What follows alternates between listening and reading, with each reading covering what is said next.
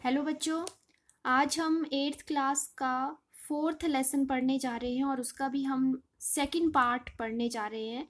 First part में हमने पढ़ा था मेटल्स और नॉन मेटल्स की फिजिकल प्रॉपर्टीज़ के बारे में, और आज हम पढ़ेंगे उनकी केमिकल प्रॉपर्टीज़ के बारे में। उसमें भी हम एक प्रॉपर्टी जो है वो पहले पार्ट में कर चुके हैं, रिएक्शन विद ऑक्सीजन, कि ऑक्सीजन के साथ कैसे रिएक्ट करती हैं। आज हम करेंगे रिएक्शन विद वाटर। तो मेटल्स और नॉन मेटल्स पानी के साथ कैसे रिएक्ट करती हैं, पानी के साथ मिलके क्या बनाती हैं। तो कुछ मेटल्स जो हैं वो पानी के साथ एकदम से रिएक्ट कर जाती हैं, और कुछ मेटल्स जो हैं बहुत धीरे धीरे रिएक्ट करती हैं, और जो नॉन मेटल्स होती हैं वो जनरली वाटर के साथ कोई रिएक्शन नहीं दिखाती। ठीक है। अब मेटल्स में अगर हम देखें तो सोडियम एक ऐसी मेटल है जो बहुत ज़्यादा रिएक्टिव है, बहुत ही ज़्यादा अभिक्रियाशील है।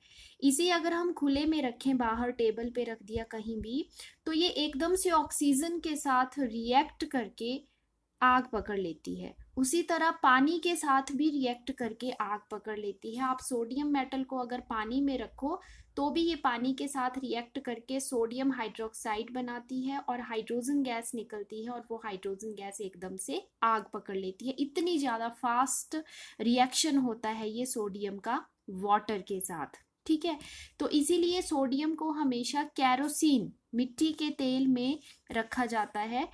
ना तो इसको पानी में रख सकते हैं, ना ही इसको खुले में हवा में रख सकते हैं। इसे कैरोसिन में हमेशा रखा जाता है ताकि पानी और ऑक्सीजन का इसके साथ संपर्क ना हो सके और ये आग ना पकड़ सके। ठीक है। लेकिन जो नॉन मेटल्स हैं वो ज़्यादातर रिएक्ट नहीं करती। उसी तरह एक मेटल आयरन है जो बहुत स्लोली वाटर के साथ रिएक्ट तो करती है, लेकिन बहुत स्लोली, धीरे धीरे उसको जंग लगता है। ठीक है।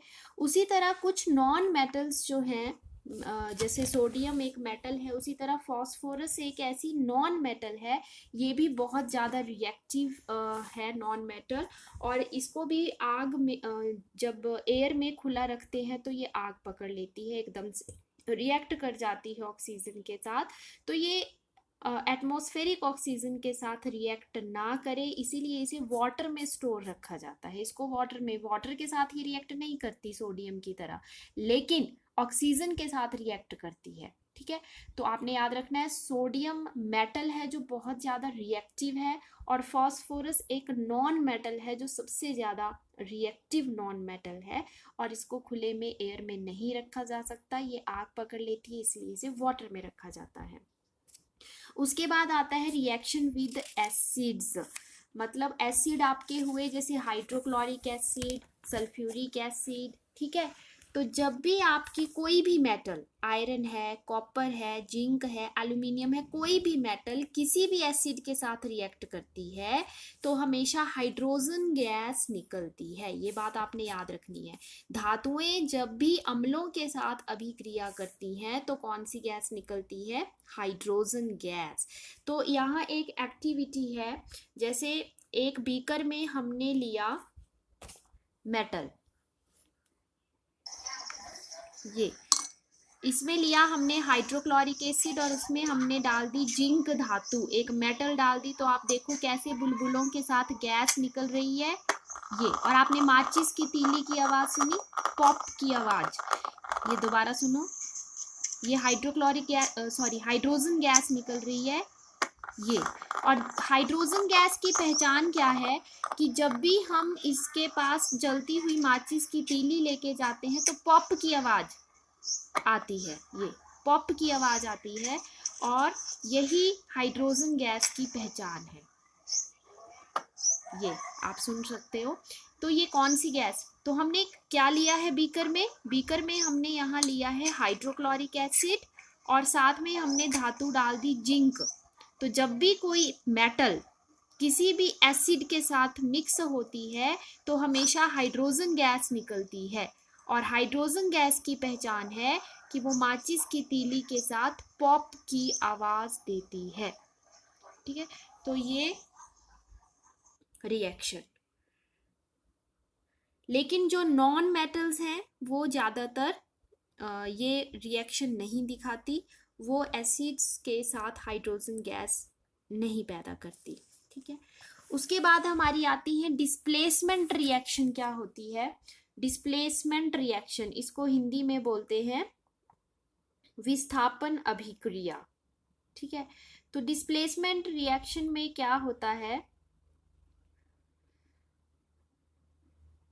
मैं आपको एक एक्टिविटी से बताती हूँ।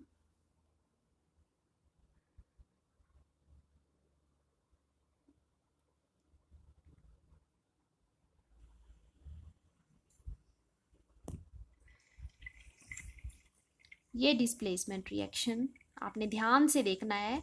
हमने एक फ्लास्क में कॉपर सल्फेट का घोल लिया। कॉपर सल्फेट एक नीले रंग का घोल होता है।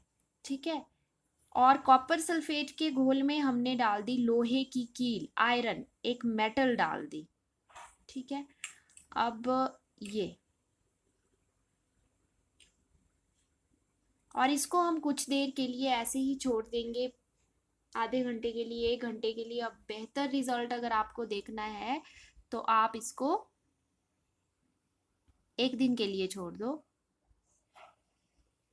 ये तो क्या डाला हमने, कॉपर सल्फेट के घोल में हमने आयरन मेटल डाली, आयरन। 1 दिन के बाद आफ्टर 24 आवर हम कील को देखेंगे क्या हो गया।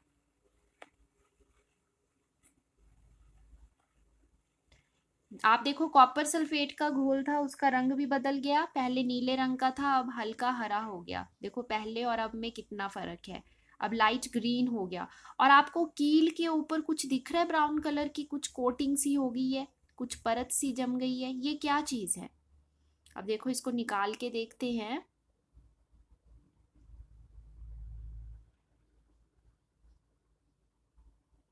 ये देखो, ये लोहे के ऊपर भूरे रंग की परत चढ़ गई, ब्राउन कलर की। ये है कॉपर। जो कहा, देखो पहले ऐसी थी कील और अब ऐसी हो गई। तो ये जो ब्राउन कलर की कोटिंग आई, ये क्या है? ये है कॉपर, तांबा। ये कहाँ से आया?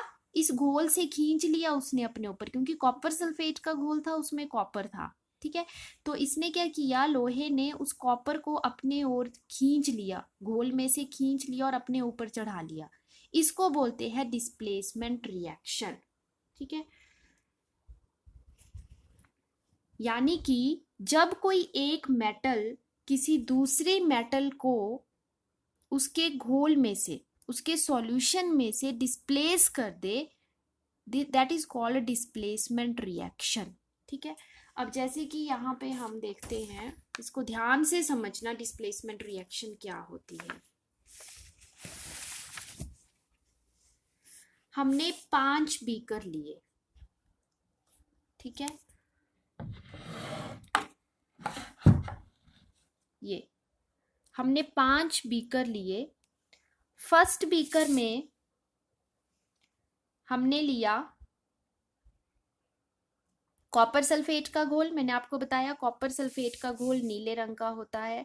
सेकंड बीकर में भी हमने कॉपर सल्फेट का घोल लिया। तीसरे में हमने लिया जिंक सल्फेट।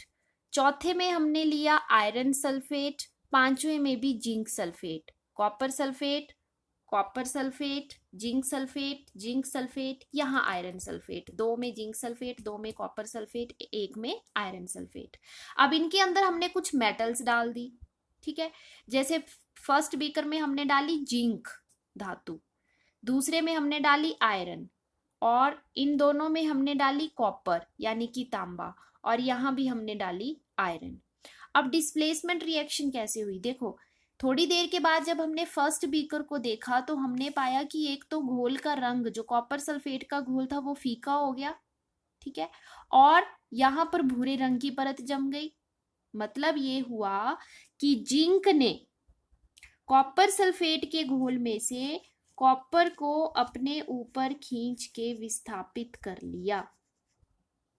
ठीक है,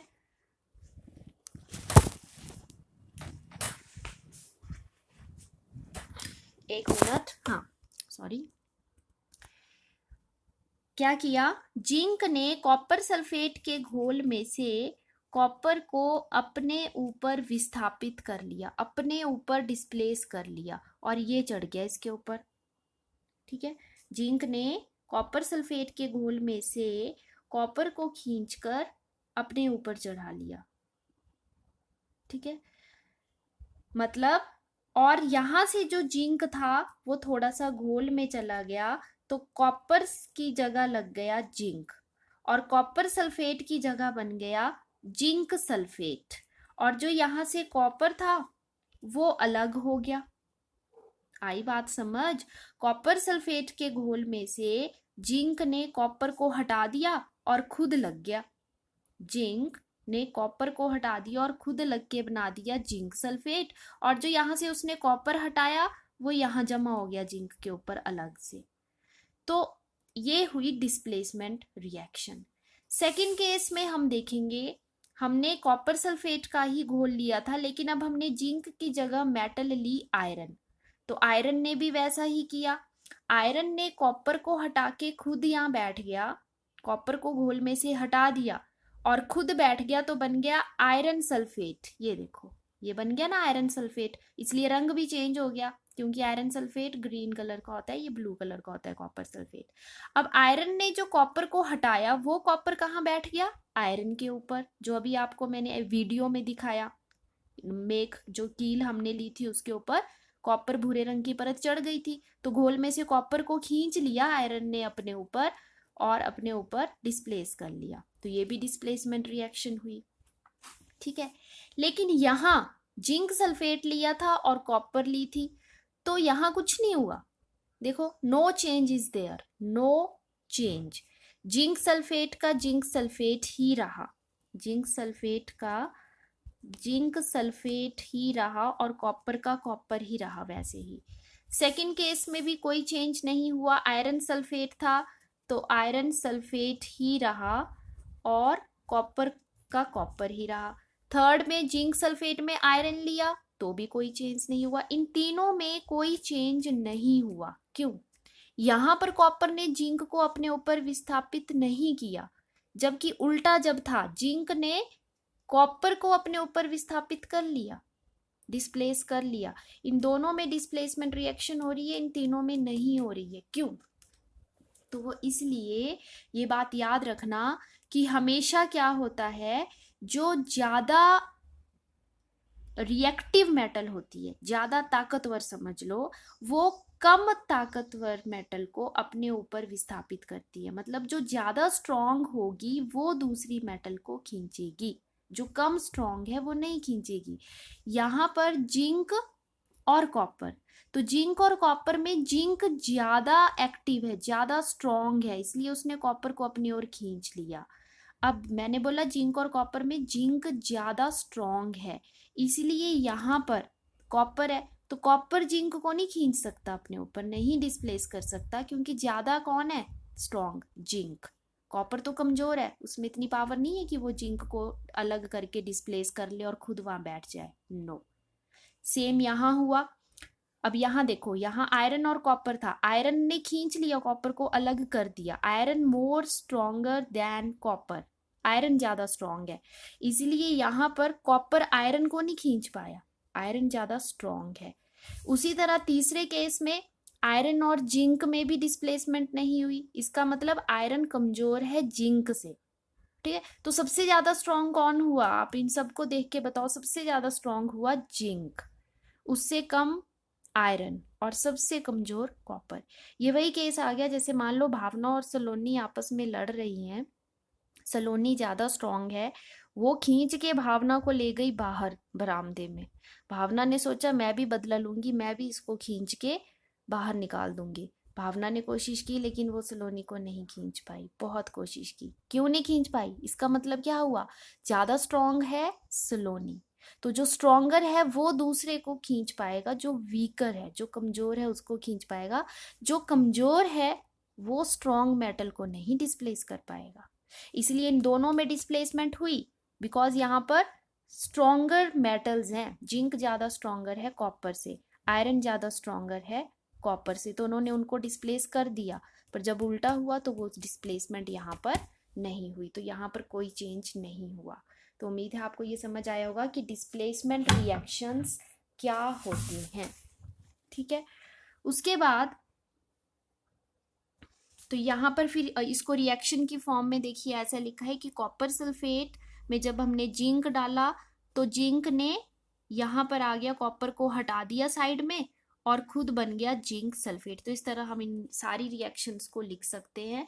तो यहाँ पर देखिए zinc is more reactive than copper and iron, सबसे ज्यादा रिएक्टिव है zinc. A more reactive metal can replace a less reactive metal, एक ज्यादा रिएक्टिव मेटल कम रिएक्टिव मेटल को, कमजोर को रिप्लेस कर सकती है, लेकिन less reactive one can not replace more reactive, एक कमजोर मेटल हाईली रिएक्टिव मेटल को रिप्लेस नहीं कर सकती, नहीं हटा सकती। ठीक है, तो आपको बताना है जिंक, आयरन और कॉपर में सबसे ज्यादा रिएक्टिव कौन होगा, जिंक, और सबसे कम कॉपर। उसके बाद है use of metals and non metals. Metals के तो बहुत सारे यूजेस हैं, मेटल से बहुत सी मशीनरीज बनाई जाती हैं, गाड़ियां, जहाज, ट्रेन्स और इंडस्ट्रीज में काम आने वाली चीजें, बर्तन, बहुत कुछ बनाया जाता है। लेकिन कुछ नॉन मेटल्स के भी यूजेस हैं, जैसे नॉन मेटल जो है, ऑक्सीजन एक नॉन मेटल है जिसको हम सांस के लिए यूज करते हैं। उसी तरह फर्टिलाइजर्स जो हैं NPK है, तो उसमें जो फॉस्फोरस है that is a non metal. ठीक है, तो फर्टिलाइजर में यूज होती है। नॉन मेटल जो है वो पानी को प्योर करने में, जैसे क्लोरीन एक नॉन मेटल है that is used in purification of water. उसी तरह एक आयोडीन एक नॉन मेटल है जो एंटीसेप्टिक की तरह यूज होती है, जब आपको कोई चोट लग जाती है तो डॉक्टर पर्पल कलर की दवाई लगाते हैं, वो आयोडीन है, that is a non metal.